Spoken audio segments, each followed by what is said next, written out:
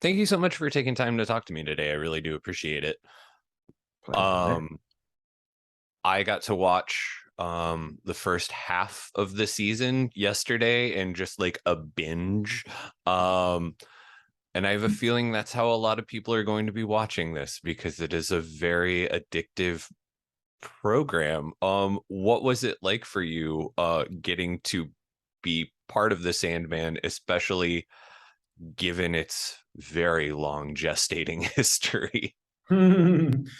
Yeah, right. I mean, I only sort of all the fact that a show was tried. I can't remember how long they tried to get this thing off the ground in some shape or other. But I know it's been quite a while. But in many ways, I was oblivious to all of that, and there's no reason for me to have gotten caught up in something that was sort of prior to my involvement in the show. When I came onto it, I'm not going to lie to her and say that I was, a Sandman, um, aficionado in the same way when I started working on I did a Jason Bourne movie. I mean, I'd seen the Bourne films, but I don't have a Jason Bourne T-shirt. And when I did, the first movie I did was a Nazi vampire movie for Joel Schumacher, and I had never watched or been involved in any Nazism or vampirism. So, so I don't think it's. I think it would be odd for a candidate for any discipline within the Sandman to have necessarily come from a background of Sandman. But I took it upon myself at the very beginning of the process to get up to speed, and because whatever false starts there may have been on the show, the start, which is now finished and released to the world tomorrow, obviously was a incredibly long process, of which I'm relatively late to the party, being composer. We're one of the us and visual effects, so they're sort of hanging around at the end, like drunks at the end of an evening when everyone else has moved on, sobered up and moved on to something else. Yeah, I got involved with I started reading comics online, had lengthy conversations with the showrunner, Alan Heinberg, to kind of, not even initially about music, just about the world that was the Sandman, just to kind of find out everything that he'd experienced and everything he hoped for dramatically. So the first part of this process for me was one of really throwing myself into a universe that I was aware of, but I had little knowledge at that point.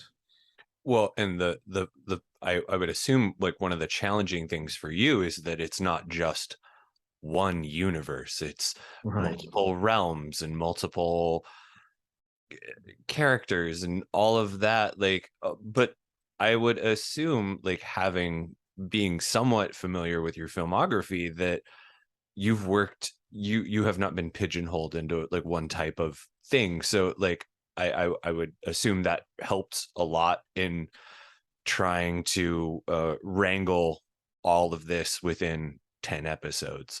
Yeah, I think it probably. I think. Well, I'd like to agree with you that I'm hoping my resume shows some breadth, from sort of animated stuff to horror to action to political drama, and I think in a sense that helped me get the job. That they could see, not only could they see, actually they could hear, because they were putting some of my music into the show as they were early days of the show, just figuring out, what does this sort of thing work? Oh, who wrote that? Does this sort of thing work? Who wrote that? And I think there must have been some kind of, I wouldn't say eureka moment, but perhaps it was, a mathematical moment where they're sort of thinking, well, this guy's done something in this genre, this genre, this genre, this genre. We've got something in this genre, this genre. So this guy who seems to be able to do a bit of genre hopping, let's get him involved. And which of course makes it sound very easy. Oh yes, I can write something which is horror. I can write something, that's romantic. I can write something that's action driven. But the critical thing with a show like this, where there is this huge variety in setting, location, character, these different universes, the critical thing that I have to do is kind of figure out a way of making it sound cohesive and not just like a jumbled mess. And of course, that's what their temporary music sounded like. It was a jumbled mess. It kind of, and rightly so, because I wouldn't want their temporary music to be fantastic. I want there to be space for me to come in and earn my living. So yeah, that was probably, there were many challenges, but that was probably the one that I was even warned about before I was even, probably seen it. Any episode, I think I was warned, we are making effectively almost like 7 pilots in this first season, because we will be going from here, then we will be jumping to here, then we will be going to there. And, I had to figure out as I was going how I join the dots. So it does seem, it's not that I want to bland it out and make everything sound the same. And I think if you've seen the first 5 episodes, you'll know that how varied our spaces and locations are. But I like to think, and I hope I've achieved the fact that even though we might be in hell in one episode and we might be in the dreaming in another episode, it still does in some way kind of coexist and feel like it's part of the Sandman world with all its complexities. I read that you had like the Dream, Morpheus, Sandman, his theme is what you kind of used as that through line that pops up. It is like, I guess, the underlying motif for everything. How do you figure out like do you start with that theme and then branch out from there, or do you try to find ways to work it in after the fact? Well, I think it was, it's a difficult one because, look, it's always difficult at the beginning of any show that there's the, during pilot season, which obviously this was already commissioned, so it wasn't like we were going through the normal pilot process, but inevitably at the beginning of any show, there's this moment for a composer, and I'm sure it applies to other departments as well, is, what are we what is this? What are we doing? What are we trying to achieve at the end of it? And one of the questions I always ask myself is, I think about instrumentation, I think about orchestration, I think about melody. There are people I've worked with in the past who have a nervous reaction if they hear anything too melodic. They think that it's too grand, it's too operatic, it's getting in the way of dialogue, that it's saying too much. And on the other end of the spectrum, there are people who say, we want a big tune, we want this, people walking out their living room or the theater or whatever it is, whistling it. So I think you wouldn't have had that problem 60 years ago or 70, whatever the golden age of cinema music was, because everything was theme driven, it was melody driven. But the scale in which music can operate now is much, much, much, much larger, to the point where you can have music that doesn't even sound like music. And some people would say that that's a waste of everyone's time, and that's a composer being lazy. I mean, look, take Chernobyl, the was it HBO, whatever, I can't remember what show, what channel it was, but I remember watching, I thought it was amazing, and I couldn't sing you any of that music. I had no idea really what it was all about, but I thought it was absolutely perfect. And Hilda won an Emmy for it. So so that's that's going to my point where it doesn't even, there's nothing there that I could sort of hold on to apart from it made me feel something incredible. And I think I had all those questions going through my mind in here. How much are we supposed to feel? How much am I supposed to spoon feed the audience? And it was just, it was a long, the first episode, it was a long process to discover this. And there was a lot of, maneuvers that I took, which were not a lot. I would say there were some critical moments concerning Dream, which were not landing initially. I didn't have it. I had to rethink it and go back and ask myself these questions again and again. I wasn't operating in a vacuum. I was getting notes, as networks and studios like to do. They will give me notes and thoughts. And that's a process in itself, deciphering what people say and knowing what they really mean, or what they're, what perhaps there's some subtext to what they're saying. But what it became apparent to me is that Dream did need a melodic identity. And I knew, that I had to think to myself, well, what is Dream? What is this person? Whatever he may be, what does he encapsulate? And it's a multitude of things. It's not straight up anything in many ways. And there's some sadness to him. There's some, capriciousness to him. There's moments where he's utterly unlikable. And then there's moments where, you feel empathy with him, and this poor guy captured for 100 years and unable to fulfill his function. And then there's, well, I shouldn't give that bit away, so I'll keep my mouth shut about that. But yeah, I mean, he has a complex existence of how he interacts with people.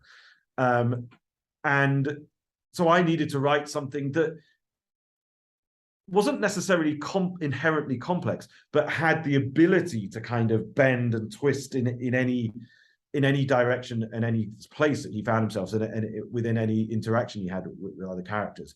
And I suppose I wanted it to, I think there's a sort of melancholic feel to the theme. I think it's got something a little bit kind of sad in there, which is fairly typical for me. I mean, I kind of like sad things. And I'm not saying that, Drew, I'm not trying to, if anyone's watching this before the show comes out, I'm not saying that this is a weep festival or it's all doom and gloom, but I may be sad's the wrong word. I think kind of emotional, because I think emotion is at the heart of the show. That how people feel about things is at the heart of the show. I think that's very true. And also sort of the overarching sense I got from your score is the idea that there is a sense of unreality about it all, of you're never quite certain as to where or when you are. But it never feels like the music is trying to like kick your feet out from underneath you. It's letting you know, it's like you as the viewer, much as some of the characters in the show, are never quite certain as to where you are. I mean, you find out, but like that's part of the story and the journey, really. Absolutely. And I'm glad you picked up on that. I mean, it's funny talking about it because it's been a while since I've worked on the show or had anything to do with it. So things are now coming back to mind. And I remember there's Ethel Cripps, who's in the first, beginning of the show. She's got this theme which is on an alto flute. And I think the alto flute with harp, quite sort of simple thing. And because I wanted to keep this sense of being just slightly off, and I don't know, to be honest, it's hard for me. I haven't seen the finished episode, so I don't know how much of this translates on screen or in the final product. And in some ways, it's not that I need someone to hear this, it's that I want someone to feel this. And that's that sometimes with that flute, I'd actually, after we recorded it, I'm getting a bit technical, but hopefully this makes sense. Go for it. But we record the flute like any other instrument in its natural environment, and that would be played. But then I'd pitch it up. I'd then get another version where I'd pitch it up 3 octaves. I'd like massively lower it, and I'd kind of put this slightly otherworldly ambience on top of it.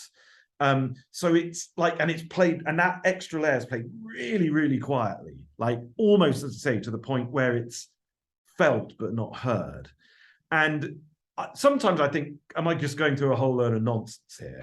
And because of the wonders of the digital age, I'd hit mute and then I'd play the scene back on that ethereal extra layer. And I thought, oh no, I'm missing it. I'm missing that thing that makes me feel a little bit, just slightly uncertain, a little bit off, a little bit like we're in the cracks.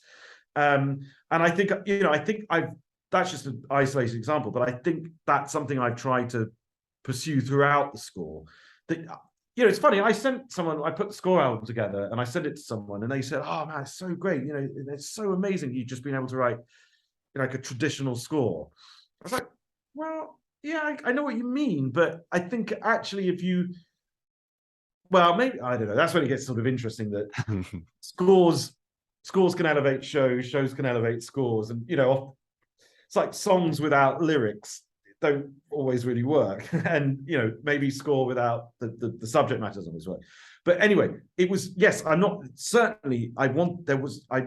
that, there is some, orchestral writing in there, and there's some melodic writing in there. But I feel that at the back of my mind, at least, there was moments to subvert and just manipulate just slightly, just to kind of keep you kind of on the edge of your seat and kind of leaning in and thinking, what's that, or what's that, this, just posing questions as opposed to like whacking someone in the head and say, feel this.